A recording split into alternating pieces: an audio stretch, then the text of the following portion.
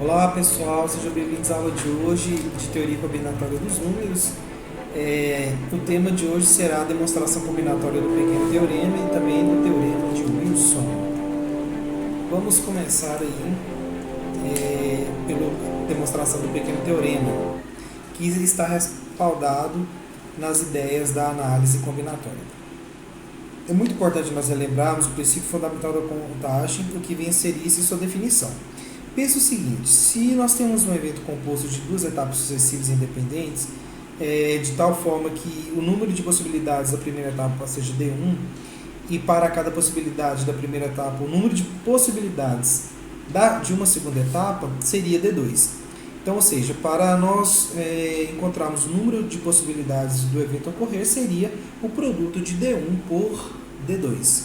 Se a gente tem uma terceira possibilidade, D3, ou então uma quarta possibilidade, Dn, então basta fazer o produto entre elas, D1 vezes D2 vezes D3 até Dn, conforme você pode observar aí, certo?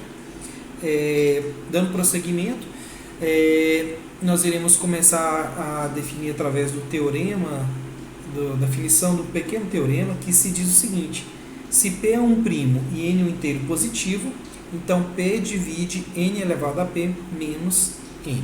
Tá? Então, a demonstração desse pequeno teorema foi feita em aulas passadas. Nós iremos partir apenas do pressuposto da definição mesmo. Tá? Então, ou seja, para nós construirmos essa demonstração, nós vamos partir da necessidade de formarmos correntes, cada uma com P contas coloridas, e que possuam um total de N cores para um uso ilimitado. Então, nesse caso, através do princípio fundamental da contagem, nós conseguiremos formar N elevado a P correntes diferentes aí, conforme você pode observar aqui, tá? Mas para ficar mais claro para você, observe o seguinte, aqui na imagem. Nós temos aqui a primeira conta C1, que terá N cores possíveis. Para uma conta C2, nós teremos N cores possíveis, e para uma conta C3, N cores possíveis até uma pésima conta CP aí, tá? Por isso que se nós temos N possibilidades de cores, então é o produto entre elas, né? Então basta fazer N elevado a P cores aí, certo? No nosso caso aqui, nós teremos nada mais, nada menos que N igual a 3 e P igual a 3 aí, tá? Dando prosseguimento, primeira coisa que nós iremos observar é o seguinte: a gente vai descobrir assim que a quantidade, conforme a gente já havia falado, de correntes é N elevado a P, que é através do princípio fundamental da contagem. Então, como a gente podemos usar a mesma cor para todas as correntes e temos um total de N cores, então nós vamos conseguir formar N correntes que possuem uma única cor, tá? Conforme você vê aqui, ó. Com isso, como nós temos N elevado a P correntes, quando separamos N correntes que possuem apenas uma cor, a gente vai ficar com N elevado a P menos N, conforme você vê aqui, ó. No caso, correntes que vão possuir pelo menos uma conta com uma cor diferente das outras, tá? Nós iremos demonstrar isso através dos números logo nos próximos slides, para você entender melhor. Então, se cada corrente formada juntarmos suas extremidades, nós vamos formar braceletes, conforme a gente vai ver na próxima figura aí.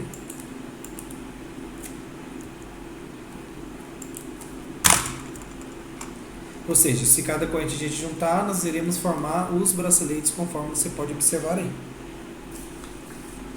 Certo. Então, note que se pegarmos uma corrente aleatória e movermos a conta que está na parte inferior e colocarmos na parte superior, montaremos uma corrente diferente, sabendo que essa nova corrente está dentro da possibilidade de N elevado a P menos N, que a gente pode formar, e porém ela será diferente da corrente que nós escolhemos aleatoriamente. Tá? Mas o bracelete resultante permanecerá o mesmo. Então, ou seja, então tá aí, né? Então, ou seja, quando nós temos, no caso, n igual a 3 e p igual a 3, a gente consegue formar 27 correntes. Então, ou seja, pelo princípio fundamental da contagem, n igual a 3, que é a primeira possibilidade, vezes 3, que é a segunda possibilidade, aqui, ó. Então, 3 vezes 3, 9. Então, nós teríamos 1, 2, 3, 4, 5, 6, 7, 8, 9. Só que, no caso, a gente consegue formar 27 correntes, das quais 3 formam um grupo das quais possuem uma única cor, ou seja, 24, que são as que possuem pelo menos uma conta com uma cor diferente das outras. Podemos dividir 24 correntes por 8, que daria 8 grupos de 3 correntes multicoloridas, que podem ser obtidas uma da outra por uma ou mais repetições, no caso do processo, se descrevermos. Então, ou seja, a gente move a conta que está na parte inferior e coloca na parte superior. Então, note que se dispormos os 8 primeiros grupos da forma descrita, a gente vai observar que cada um desses 8 grupos distintos correspondentes a um bracelete diferente. Então, ou seja, usando aquela formulazinha n elevado a p menos n, cujo n é igual a 3 e p é igual a 3, a gente tem aqui 27, certo? Opa, apaguei. Então, ou seja, 3 elevado a 3 são 27 contas aí, conforme você pode observar. Só que eu vou tirar menos 3, tá? Então seria um total de 24 aí, são as que possuem pelo menos uma conta com uma cor diferente uma da outra, tá? E 3 que possuem a mesma cor, conforme você observa aí.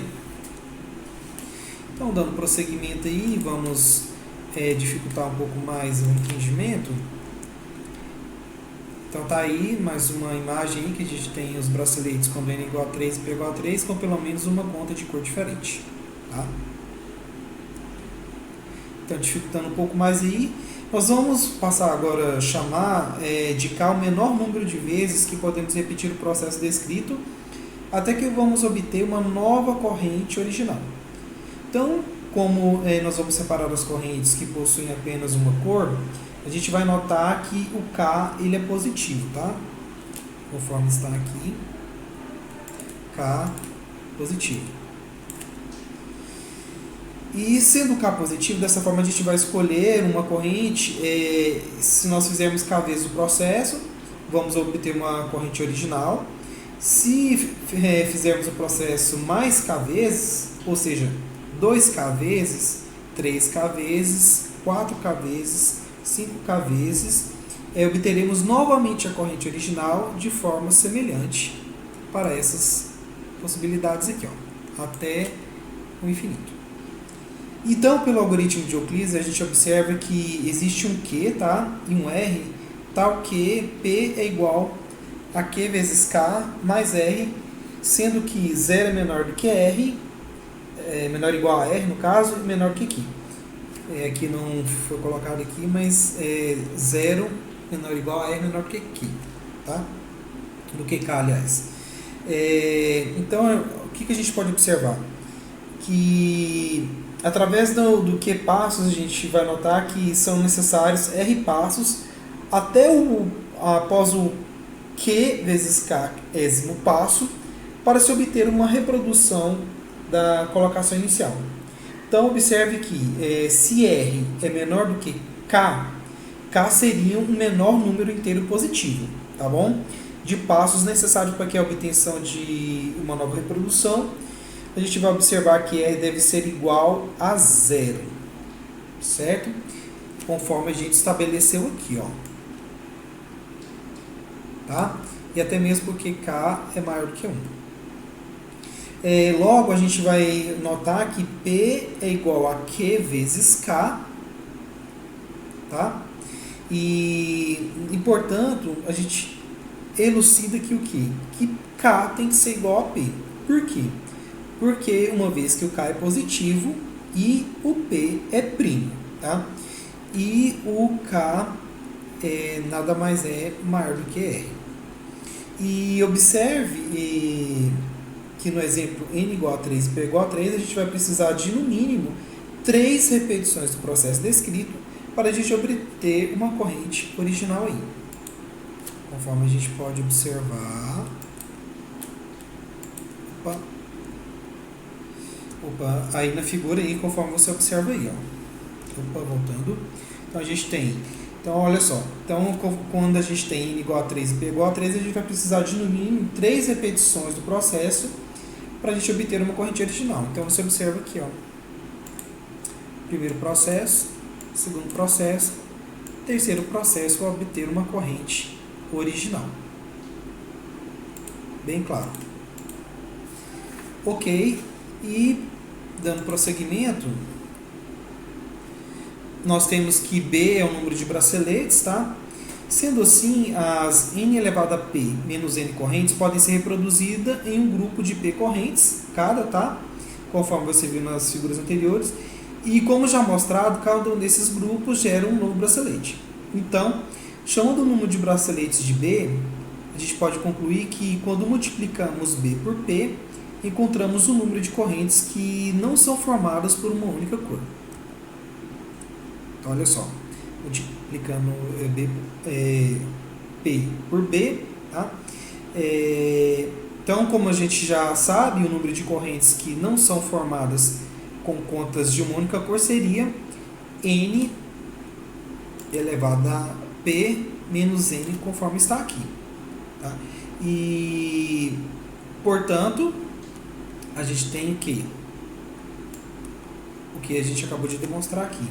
Logo, é óbvio, a gente pode observar, então, que P divide N elevado a P menos NI. Tá? Essa foi a demonstração, a gente vai partir agora para a demonstração do teorema de Wilson. Demonstração do teorema de Wilson. Vamos partir da definição do próprio teorema, que diz que se nós temos um P', então P menos 1 fatorial é congruente a menos 1 módulo P. Quando nós temos P igual a 2, de acordo com essa condição que foi imposta aqui, já é algo óbvio e está bem claro aí observar esse resultado aí. Bem, quando a gente supõe que nós temos um P que seja primo ímpar, vamos considerar que nós temos P pontos em um ciclo distribuído de tal forma que eles dividem esse determinado ciclo em P arcos iguais, que você vai observar agora na próxima figura do próximo slide. Então, observei a figura. No nosso caso aqui nós temos 5 pontos sobre o círculo. E a pergunta é o seguinte: quantos polígonos podemos formar unindo esses pontos? Podem haver cruzamento de arestas sem problema, tá? Então, olha só, esses polígonos são chamados de peágonos estrelados, pelo simples fato de seus vértices serem vértices de um polígono regular convexo de P lados. É fácil de observar que o total de tais polígonos seja P fatorial, tá? Isso porque nós vamos tomar P escolhas para o primeiro vértice, P menos 1 para o segundo, e assim sucessivamente. Ok, e a gente observa também que podemos descrever cada um desses peágonos de duas P maneiras diferentes, ou seja, iniciando em um dos pontos de P vértice e escolhendo um ou outro dos dois segmentos naquele vértice como sendo inicial, tá? Portanto, a gente vai obter na realidade o que nós temos aqui de P fatorial dividido por 2 peágonos diferentes. Vamos observar a próxima figura, que vai ilustrar aí os 12 pentágonos estrelados aí na figura. Tá?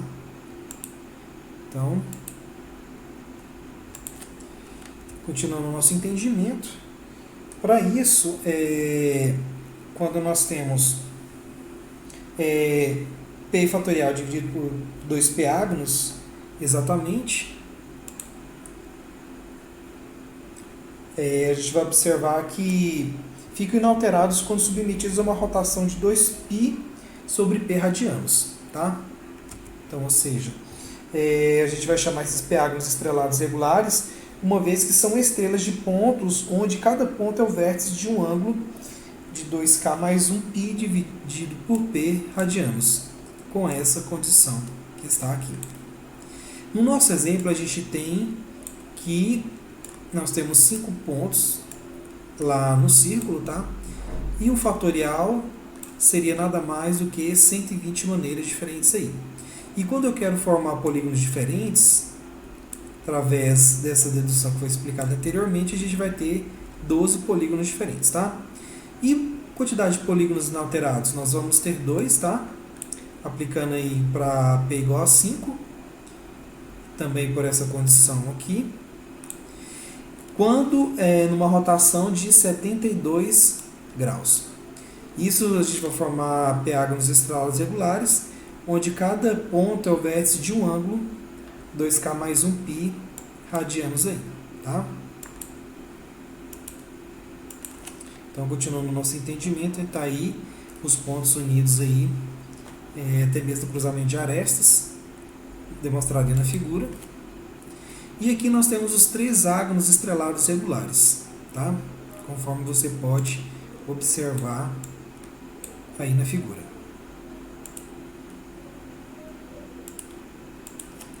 E continuando a nossa dedução, que nós temos aí, dos P fatorial dividido por 2P ágonos, que nós temos aqui,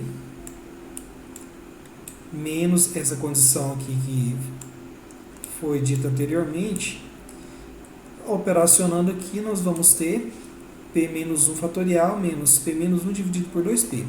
Isso fica óbvio que 2P divide P menos 1 fatorial menos 1 mais P, que também é fácil de observar que P também divide P menos 1 fatorial mais 1, que é a nossa condição inicial para o nosso teorema lá de Wilson, que foi elucidado lá no início.